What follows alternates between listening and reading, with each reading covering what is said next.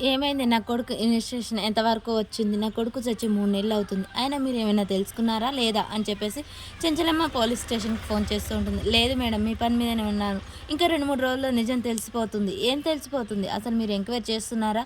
నా కొడుకు చచ్చిపోయి నెలలు, వారాలు గడిచిపోయాయి. అయినా మీరు ఏమని ఇక మీ వల్ల కాకపోతే చెప్పండి. నేను పై అధికారికైనా కంప్లెయింట్ ఇస్తాను అని చెప్పేసి చెంచలమ్మ అంటుంది. లేదు మేడం ఈ 2, 3 రోజుల్లో మీకు ఖచ్చితంగా చంపిన వ్యక్తి ఎవరనేది తెలుసుకుంటాను. ఈలోపు మీరేం తొందరపడకండి మేడం అని చెప్పేసి ఎస్ఐ గారైతే మాట్లాడతారు. చెంచలమ్మ చూడండి ఈ 2 రోజుల్లో నాకు తెలియకపోతే కమిషనర్ గారికి ఫోన్ చేయాల్సి ఉంటుంది అని చెప్పేసి ఫోన్ కట్ చేస్తూ ఉంటుంది.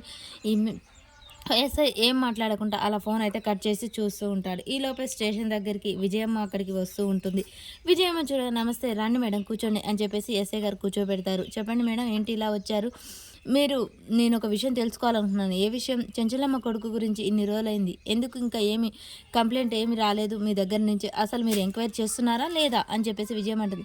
అదేంటి మేడం మీరు అడుగుతున్నారేంటి ఆ విషయం? ఆ విషయం చెంచలమ్మ గారు కదా అడిగేది అని చెప్పేసి ఎస్ఐ గారు మాట్లాడతారు. ఎందుకంటే అతను నా కొడుకు అని చెప్పగానే అలా చూస్తూ ఉంటాడు. మీ కొడుకా? చెంచలమ్మ గారి కొడుకు కదా! కొడుకు ఆమె కొడుకే. కానీ నాకు కూడా బంధం ఉంది తనతో అని చెప్పగానే ఎస్ఐ గారు షాక్ అయ్యి అలాగే చూస్తూ ఉంటారు. చెంచలమ్మ నాకు పడకపోవచ్చు. కానీ తన కొడుకు నా కొడుకుతో సమానం. తను నోరారా అమ్మ అని పిలిచేవాడు. అలాంటి వాడు దూరమైంది. ఆ చెంచలమ్మ వదిలిపెట్టినా అతన్ని నేను వదిలిపెట్టను. కాబట్టి అతనెవరో నాకు తెలియాలి. మీరు ఎంతవరకు ఎంక్వైరీ చేశారో నాకు తెలియాలి అనగానే మేడం ఆ విషయం మీదనే మేము ఎంక్వైరీ చేస్తున్నాం అని చెప్పగానే కార్తీక్‌ని చంపడానికి చెంచలమ్మ గన్ నుంచి బుల్లెట్ వెళ్తుంది. అది చూడండి మేడం ఈ ఊళ్ళో ఎంతమందికి గన్నులు ఉన్నాయో అవన్నీ కలెక్ట్ చేసాం. ఇక 2, 3 రోజుల్లో ల్యాబ్‌కి పంపించాం. కార్తీక్ బాడీలో ఉన్న బుల్లెట్ ల్యాబ్‌కి పంపించాం. ఈ 2, 3 రోజుల్లో ఆ బుల్లెట్ ఎవరిది అనేది తెలిసిపోతుంది. అప్పుడు మేము చెప్తాం అనగానే చూడండి ఆ రిపోర్ట్స్ రాగానే ఫస్ట్ నాకే చెప్పాలి. ఆ చెంచలమ్మకి చెప్పడానికి వీల్లేదు. ఎందుకంటే ఆ చెంచలమ్మ తన తీర్పు తనే చెప్తుంది. కేసుల వరకు రానీయకుండా తానే పరిష్కారం చేస్తుంది. కానీ అది తన కొడుకుని చంపింది ఎవరో తెలుసుకొని నేనే చంపాలి.